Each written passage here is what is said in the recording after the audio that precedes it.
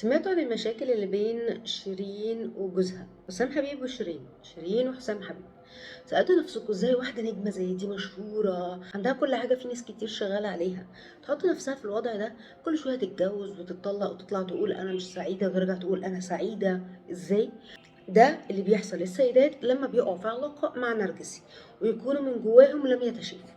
اللي بيحصل ان انا اوريدي ببقى عندي جروح من الطفوله، والجيل بتاع شيرين فاكر كويس قوي شيرين اول ما طلعت اضطهدوها ازاي، علشان شكلها وعشان مستواها الاجتماعي كان مختلف. واللي احنا لازم نعرفه ان احنا لو كبرنا قوي وبقى معانا فلوس واسم وكل حاجه، بس انا ما اشتغلتش على الجرح القديم اللي انا فيه واجهت تنمر، انتقادات، عدم دعم من الاشخاص اللي حواليا، ده بيخلي جوايا جزء فيه ضعف.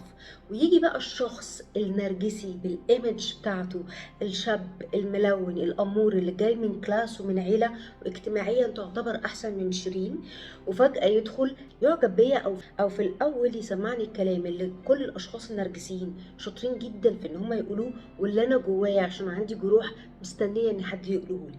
اللي بيحصل ان انا اي فول فور بقع جدا في شكل العلاقه دي.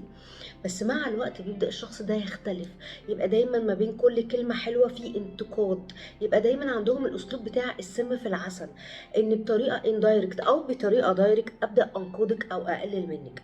بس ايه اللي بيحصل؟ ان انا ببقى خلاص متعلقه باول فتره انا ارتبطت فيها بالشخص ده، بالشعور الاولاني اللي هو كان بيدهوني واللي هو بيجي كل فتره يدهوني، بس بالمقابل في النص بيعاقبني، بيقلل مني، بيضايقني، عشان يبقى عامله زي الطفله اللي بتتعاقب ومستنيه ان اهلها يرضوا عنها عشان يدوها قطعه الشوكولاته.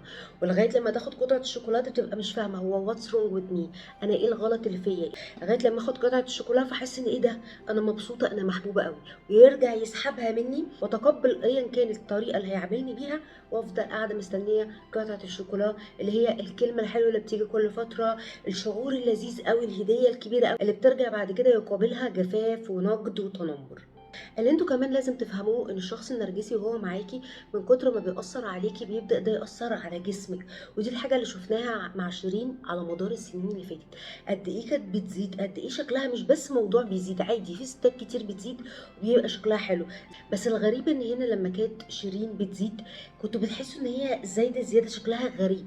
ودي حاجة دايما النرجسي بيأثر بيها عليكي. فايه اللي بيحصل؟ انت بتحسي انت اقل جمالا، هو انا لو دلوقتي انفصلت مين هيرتبط بيا؟ بتبداي تشكي في نفسك وتشكي في جمالك. الحاجه التانيه ان هو بسبب علاقته الغير سويه بيها خلى ده يبقى سبب نقد كبير عليها من كتير من الجماهير اللي بتحبها وحتى الاعلاميين. وده سبب تاني ان انا ببدا احس ان الناس ما بقتش تحبني زي الاول، لو انا سبته هيتبقى لي مين؟ انا ما بقاش في حد بيحبني، فبفضل قاعده ومكمله. الحاجه اللي انتوا تعرفوها بقى عن النرجسي في حياه شخصيه ان كتير جدا بيوقع بينك وبين اخواتك او بين اصحابك، ودايما يشككك فيهم او يقولك انا ما بحبهمش، اسلوبهم مش كويس، مش محترمين، ايا كان ايه الاسباب. ليه؟ علشان فجاه تصحي تلاقي نفسك ما عندكيش اي حد، فمهما كنتي كارهه علاقتك معاه او مش مستريحه عمرك ما هتفكري ان انت تنفصلي، لان لو انفصلت هروح لمين؟ انا خلاص ما بقاش عندي حد.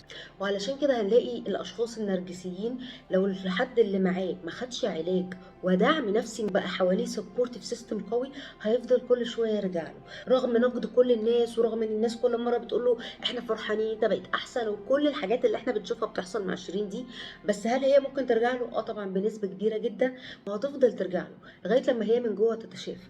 امتى ده يحصل؟ دي حاجه تخصها هي بس من هنا لغايه لما تحصل هنفضل نتفرج على اللوب بتاع انفصال شيرين ورجوع شيرين لزوجها النرجسي.